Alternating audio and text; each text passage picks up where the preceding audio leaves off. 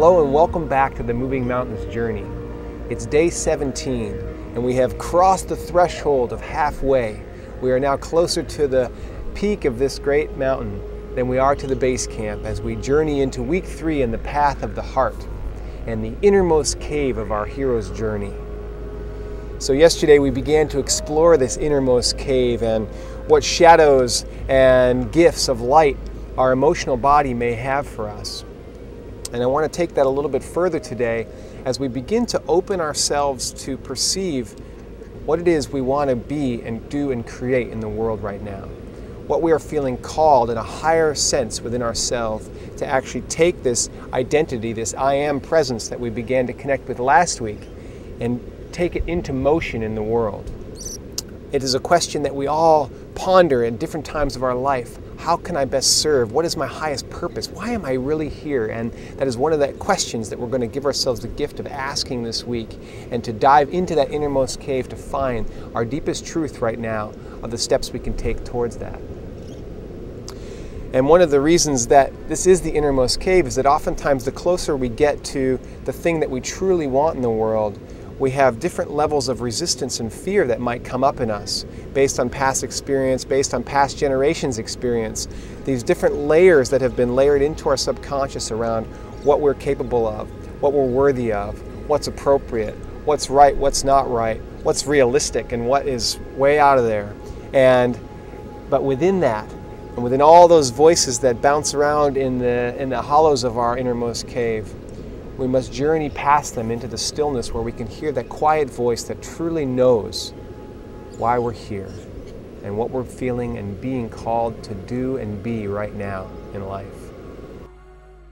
So one of the greatest teachers we've had in this realms of moving past our fears and finding a synchronistic connection with our true calling in the past several years has been the whales and dolphins of this area. And we're going to talk a little bit about our journey into cetacean consciousness a little bit later in the program. But today I wanted to share a short story of a personal encounter that I had with dolphins here on this beach a couple of years ago as a real reflection of my journey into my greatest fears and what I've discovered to be laying just beneath them. We had come back from a time of travel and we were living at a beach called Dolphins. And we found that on a daily basis we began having very synchronistic and very intimate encounters with a big pod of dolphins that live in the area. In many ways they seemed to be calling us to the waters, and they would often show up in the most poignant moments as a reflection of a certain thought that we were having or a certain state of being that we were having. And over that time we seemed to be sort of trained into the way of cetacea in a way, and we learned many great lessons. But on this particular day, I went out to the water with no real intention to connect with the dolphins. I was having some trouble in an area of my life and I was really worried and concerned. And I went out just to clear my head.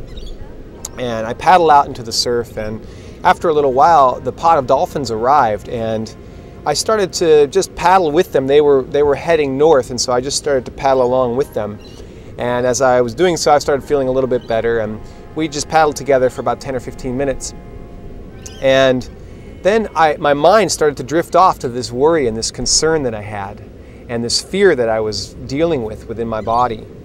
And almost instantly, as I started thinking about this, the dolphins disappeared. And I didn't even notice because I was distracted and I was thinking about this thing that I was worried about. The dolphins disappeared and I kept paddling, and all of a sudden I looked up and I realized the dolphins were nowhere. And I looked up a little further and I realized I was way the heck out in the ocean. I had sort of unconsciously followed them, and they'd taken me right out into the ocean. And I was way far away from the beach and they were nowhere to be seen. I started to think about paddling back to shore, and all of a sudden I looked just beneath the surface beneath me and I saw a gigantic shape. It was like a big shadow, looked like a big bronze shadow that was hovering just beneath my surfboard in the water. And I lost every ounce of oxygen in my body, and I kind of just froze, and I looked, I thought, oh my God, there's a big, what it looked like to me about a 12 to 14 foot shark that was just hovering right underneath my surfboard as I was paddling along. And I thought, oh my God, the dolphins have brought me out here and they've left, and here I am with a giant shark in the water that's about to eat me. And it was like the instant reflection of these fears that I'd been having in my head about this other area of my life. And anyway, I just completely froze, and I just sat there, and the shape just sort of hovered and sat there beneath me, and there was what seemed like eternity passed. But it didn't move, and I didn't really move, and I thought, what's it doing? What's it doing? When's it going to take me? And finally, I lost patience, and I just put my head underwater. I put my head under the water so I could see what it was doing and what it was.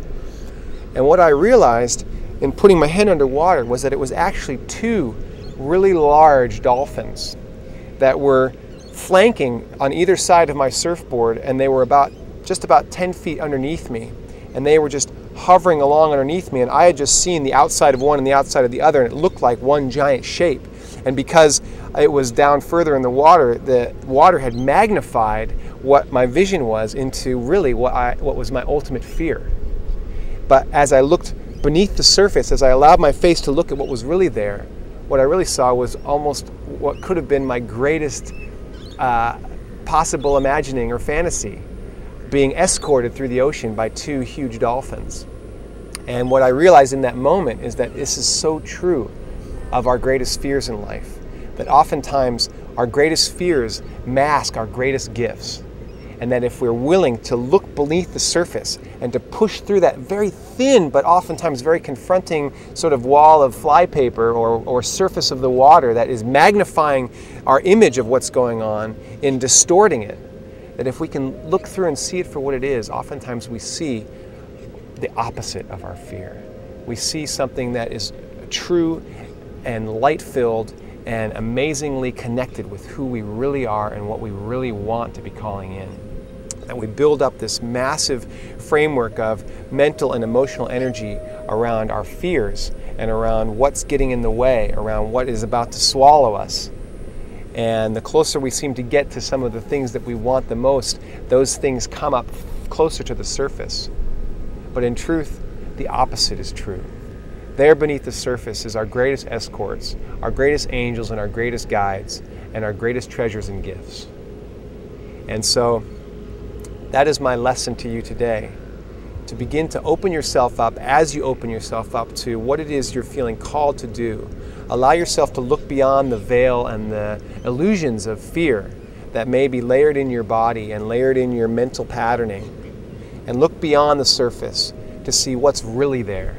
What are the dolphins that are actually escorting your journey right now if you were to simply relax and open up to them?